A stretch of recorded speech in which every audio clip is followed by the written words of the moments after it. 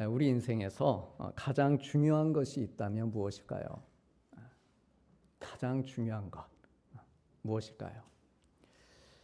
20세기 일본을 대표하는 지식인이었던 요시노 겐자부로라고 하는 분은 그의 소설 그대들 어떻게 살 것인가, 그대들 어떻게 살 것인가 라고 하는 책에서 우리 인생에서 중요한 건 그 사람의 진심이 움직여서 하는 일이다 라고 말합니다. 그것이 물질적인 것이든 정신적인 것이든 혹은 예수님 믿는 영적인 것이든 자기의 진심을 다해서 하고 있는 일, 현재 그것이 그 사람 인생의 가장 중요한 것이라고 말합니다. 몸은 이 자리에 와 있지만 이 자리에 내가 진심이 없다. 그럼 가장 중요한 일이 예배가 아닌 것이죠. 다른 일이, 내 진심은 다른 데가 있다. 그럼 그게 나에게 중요한 것입니다. 지금 그동안 살아오면서 나의 진심이 움직여서 한 일들이 과연 얼마나 될까? 무엇일까? 흔히 말하는 대로 먹는 데 진심이다. 많이 들어보셨죠? 노는 데 진심이다. 일하는 데 진심이다. 이런 말들을 하곤 하는데 나는 무엇을 할 때 진심인가? 그것이 나에게 중요한 일이다라고 하는 것이죠. 진심이란 거짓 없는 참된 마음을 말합니다. 진심으로 말하고 진심으로 일하고 하나님 믿는 것도 진심으로 믿고, 그래서 진심은 하나님께서 좋아하시고 하나님께서 바라시는 것, 하나님께서 요구하는 것이기도 합니다. 이스라엘 백성이 광야 생활을 마치고 가나안에 들어가기 직전에 하나님께서 모세를 통해 말씀하십니다. 이스라엘아 들으라. 우리 하나님 여호와는 오직 유일한 하나님이시니 너는 마음을 다하고 뜻을 다하고 힘을 다하여 네 하나님 여호와를 사랑해라. 오늘 내가 너에게 명하는 이 말씀들을 넌 마음에 새기고 너의 자녀에게 부지런히 가르쳐라. 집에 앉았을 때든지 길을 갈 때든지 누워 있을 때든지 일어날 때든지 이 말씀을 강론할 것이며 또 그것을 너의 손목에 메어서 기호를 삼으며 너의 미간에 붙여 표로 삼고 너의 집 문설주와 바깥문에 기록해라 라고 말씀하십니다. 이제 곧 너희가 젖과 꿀이 흐르는 약속의 땅, 너희가 그토록 바라던 그 약속의 땅에 들어갈 것인데 그곳에서 너희의 마음, 너희의 뜻과 힘을 다하는 그런 모습으로 하나님을 향한 너희의 진심을 보여드리며 살아라. 그런 말씀입니다. 다른 것은 요구하지 않으셨습니다. 오직 하나님 사랑하는 일에 진심을 다하기를 바라셨습니다. 왜냐하면 하나님을 향해 진심으로 사는 그 모습, 그 태도가 이제 곧 약속의 땅에서 얻게 될 여러 많은 풍요들보다 더 귀하고 중요한 것이었기 때문입니다. 먹고 마시는 젖과 꿀, 약속의 땅, 가나안 땅, 젖과 꿀이 흐르는 땅이라고 그렇게 우리가 얘기를 하는데 이 먹고 마시는 젖과 꿀이 진심을 통해 얻어질 것들이었기 때문입니다. 너희의 수고 이전에 그런 것들은 너희의 진심을 통해 얻어지는 것들이다.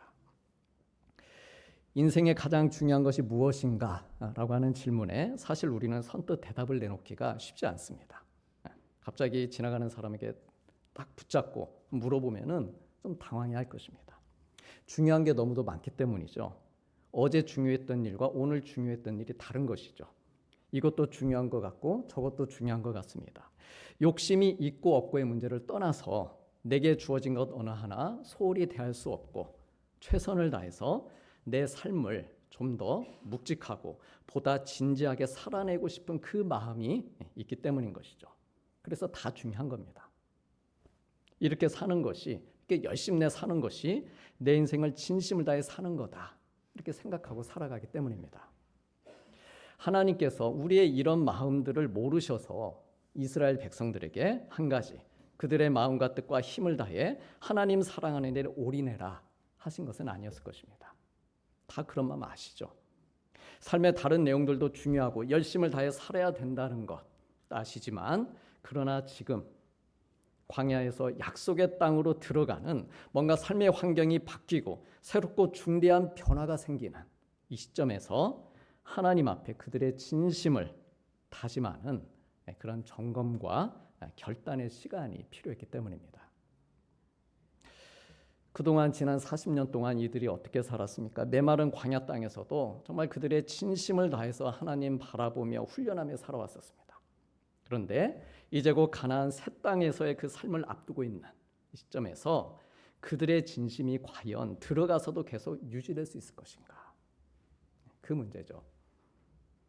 가나안에는 하나님을 알지 못하는 강한 가나안의 칠족속들, 이들이 자리를 버티고 정착해서 살고 있는데 그들과 싸워 능히 이기고 능가할 정도로 하나님께서는 이스라엘의 진심이 잘 작동되기를, 광야에서 잘 작동되었던 것처럼 새로운 삶의 환경에 들어가서도 나를 향한 너의 그 진심이 있었지 않느냐, 그 진심이 잘 작동되길 바란다, 그 말씀을 신명기를 통해 주시는 것입니다. 그래서 이렇게 이스라엘 백성들의 진심을 점검해 주시고 강화시켜 주시는 것이 그들을 위해 하나님께서 베풀어 주시는 광야에서의 마지막 은혜였습니다. 광야에서의 마지막 은혜. 가나안에 들어가면 또 거기에 맞게 은혜를 주십니다. 그런데 이제 광야 생활을 마무리하는 시점에서 주시는 하나님의 마지막 은혜, 그거는 그들의 진심을 점검하게 해주시는 겁니다. 40년 전 광야 생활을 구름 기둥과 불 기둥의 은혜를 주시면서 시작하셨습니다. 만나와 메추라기를 내리셔서 배부르게 하셨습니다. 마른 목을 시원하게 축일 수 있는 은혜들을 주셨습니다. 눈으로 보고 몸으로 느낄 수 있는 수많은 은혜들, 지난 40년 동안 것들을 주시면서 광야 생활을 인도해 오셨습니다. 그래 광야 생활을 총결산하시는 그 자리에서 신명기 8장에 보면 이 40년 동안 너희의 의복에 헤어지지 아니하였고 너희의 발이 푸르트지 아니하였느니라, 이렇게 말씀하시는 것이죠.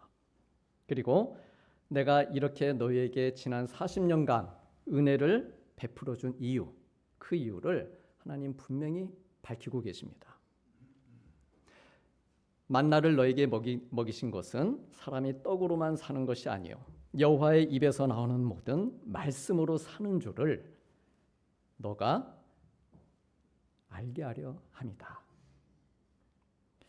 올 한 해 동안 우리 성도님들, 내가 하나님의 은혜를 받은 것들이 있다면 그것은 내 인생이 떡과 물과 고기 혹은 입을 것과 신을 것만으로 사는 것이 아니라 하나님의 은혜와 그분의 말씀으로 사는 것을 알게 해주시기 위함입니다.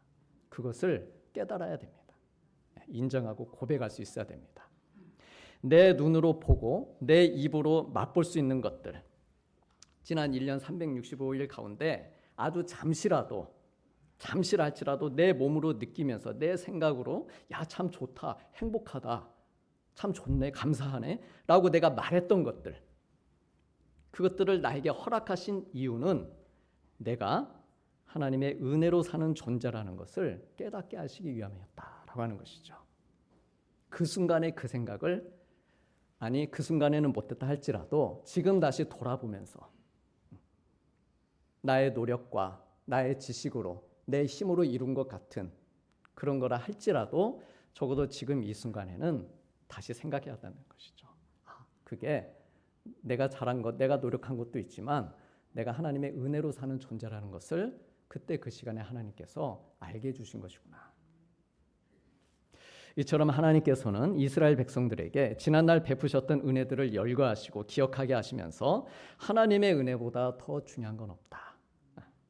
인생에서 정말 필요하고 중요한 것이 무엇인지 알게 해주신 것입니다. 지금껏 하나님의 은혜로 광야에서 이렇게 살아온 것이고 또한 하나님의 은혜로 약속의 땅에 들어가는 것입니다. 사랑하는 성도님들, 하나님의 은혜는 우리의 영혼을 살리는 산소와도 같은 것입니다. 영적인 연료와도 같습니다. 하나님의 은혜가 내 심령에 부어질 때 고단한 가운데 새 힘을 얻게 하시고 고난 속에서도 소망을 가지고 일어서게 해주시는 것입니다. 우리 성도는요, 내가 모든 것을 다 가진다 해도 하나님의 은혜가 없으면 소용이 없습니다. 하나님의 은혜가 없으면 내가 지금 자랑하고 있는 것들, 적어도 내가 하나님의 자녀라면 그것들은 소용이 없는 것이에요. 인간의 노력도 중요하고 자기의 실력, 능력도 필요합니다. 그러나 그보다 먼저 하나님의 은혜가 있어야 됩니다. 그래서 다윗은 너희는 여호와의 선하심을 맛보아알지어다 그에게 피하는 자는 복이 있다라고 노래했습니다. 하나님의 선하심, 즉 하나님의 은혜를 맛보아야 영혼이 살아난다라고 하는 것이죠. 내 몸과 마음이 활기를 되찾고 내 삶이 회복합니다. 내 인생의 중요한 일이 무엇인지 분별하게 해주고 마음과 뜻과 힘을 다해 살게 해줍니다. 하나님을 향해 진심으로 살게 해주고 그 결과 인생에 진짜 중요한 일들을 하며 살게 해주는 것이죠. 그래서 지혜로운 사람, 믿음 있는 사람은 하나님의 은혜를 소중히 여깁니다. 언제나 은혜 받는 자리에 있는 것이죠. 보라, 지금은 은혜 받을 만한 때요. 보라, 지금은 구원의 날이니 무명한 자 같으나 유명한 자요, 죽은 자 같으나 살아있는 자의 자리. 근심하는 자 같으나 항상 기뻐하고 가난한 자 같으나 많은 사람들을 부유하게 하고 아무것도 없는 것 같으나 모든 것을 가진 자의 자리. 그 자리에 보면 그 자리에는 항상 하나님의 은혜를 받은 자들이 있습니다. 그 자리에 요셉이 있었고 그 자리에 모세와 다윗이 있었고 에스더가 있었습니다. 예수님의 제자들 세리와 창기들이 있었고 바울이 있었습니다. 영적으로 늘 깨어 살길 원하면서 하나님 앞에 나와서 찬양하고 기도하고 오늘 우리 성도님들처럼 이렇게 말씀 듣고 예배하는 자리에 하나님의 은혜를 받은 자들이 있습니다. 가정과 교회와 일터에서 정말 진심으로 하나님 사랑하고 섬기는 자리에 그 자리에 보면은 하나님의 은혜 받은 자들이 있습니다. 하나님의 은혜 받은 자들이 그 자리에 있기에 그 가정도 일터도 교회도 서가는 것이죠. 내가 받은 하나님의 은혜를 헛되게 하지 않기를 원하는 이들이 그 자리를 지키고 있습니다. 그러면 성경의 많은 인물들이 또한 우리들이 하나님의 어떤 은혜를 받았기에 하나님의 은혜 지금 이렇게 얘기하고 있는데 하나님의 어떤 은혜를 받았기에 그 받은 은혜를 소중히 여기며 은혜 받은 자리를 지킬 수 있는 것일까요? 우리 성도님들 하나님의 은혜 어떤 은혜 받으셨습니까? 우리가 받은 하나님의 은혜는 크게 두 가지로 나눌 수 있는데요. 첫째는 구원의 은혜입니다. 구원의 은혜. 다 받으셨죠? 네. 너희가 그 은혜에 의하여 믿음으로 말미암아 구원을 받았나니 이것이 너희에게 난 것이 아니요 하나님의 선물이라고 했습니다. 우리가 다 믿음으로 구원을 받았는데 이 구원은 하나님의 은혜로 주어진 것입니다. 받을 자격이 없는 자에게 일방적으로 베풀어 주시는 하나님의 전적인 호의입니다. 우리 호의를 베풀어 주신 거예요. 그러므로 올 한 해도 내가 믿음을 가지고 살면서 예배 자리 지키고 봉사와 섬김의 자리를 지킬 수 있었던 것은 내가 열심을 내고 성실한 것 이전에 하나님께서 내게 주신 구원의 은혜가 있었기 때문입니다. 때로 힘들고 어려운 일들 내가 겪기도 했지만 그것들을 견디고 이겨내고 오늘 여기까지 한 해를 지내올 수 있었던 것, 그것은 그때마다 내가 하나님의 구원받은 자녀다라고 하는 이 사실을 하나님께서 기억하게 해주시고 곁에서 나를 지키고 인도해 주신 하나님의 그 은혜가 나와 우리 성도님들과 함께 하셨기 때문입니다. 그래서 내가 받은 이 구원의 은혜가 참으로 소중하다. 정말 감사하다.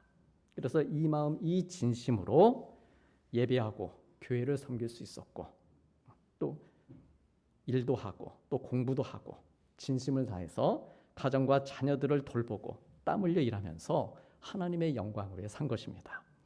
그런 우리 성도님들에게 하나님의 크신 위로와 복이 함께 하시기를 축복합니다. 둘째로 구원의 은혜가 이미 내가 받은 은혜죠. 이거는 받은 은혜라고 한다면 또 한 가지 은혜는 매일매일의 삶 속에서 현재 진행형으로 하나님께서 우리의 믿음의 태도를 보시고 베풀어 주시는 은혜입니다. 내가 이미 구원의 은혜를 받았다 하더라도 날마다 하나님께서 베푸시는 매일의 은혜가 또 있는 건데 그 매일의 은혜를 공급받지 못하면은 영혼이 지치는 것이죠. 수고해도 늘 모자라는 것 같고 삶이 피곤할 수밖에 없습니다. 믿음 생활해도 별로 기쁨이나 평안을 느끼지 못합니다. 하나님의 은혜를 공급받지 못하고 봉사하고 섬기는 것은 온전한 충성이 되질 못하고 그냥 고된 노동만 되는 것이죠.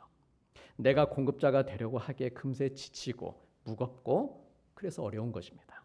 그러므로 내가 구원의 은혜를 받은 자녀로서 갖춰야 될 그런 믿음의 자세는 하나님께서 나의 공급자 되심을 확실히 믿고 고백하면서 매일의 삶 속에서 하나님을 만나고자 힘쓰는 것입니다. 마음을 다하고 힘을 다하고 육신의 만나를 기다리듯이 하늘의 만나도 사모하면서 사는 것입니다. 이스라엘 백성들이 매일 광야에 나가서 매일 광야에 만나를 거두러 나갔듯이 우리를 또 똑같습니다. 매일 하나님의 말씀을 거두러 나가는 시간이 필요합니다. 수금하러 가야죠. 하나님 말씀을 거두러 가야 됩니다. 밥도 천천히 먹어야 소화도 잘 되고 우리의 몸을 튼튼하게 그렇게 유지하는 것처럼 하나님 말씀도 그렇습니다. 읽으면서 곰곰이 생각해보고 묵상하면서. 묵상이라는 것은 말씀에 나를 있게 하는 겁니다. 그 자리에. 이 말씀에. 내가 관찰자 시점으로 보는 것이 아니고 내가 그 안에 들어가 있는 것입니다. 그 안에 들어가서 이 말씀에 기록된 그 상황을 내가 경험하는 것입니다. 그 묵상하는 것이죠. 그러니까 시간이 필요합니다. 그냥 잠깐 몇 분 읽고 보고 오늘 거 끝 이렇게 덮어버리는 게 아니고 묵상해야 되는 것이죠.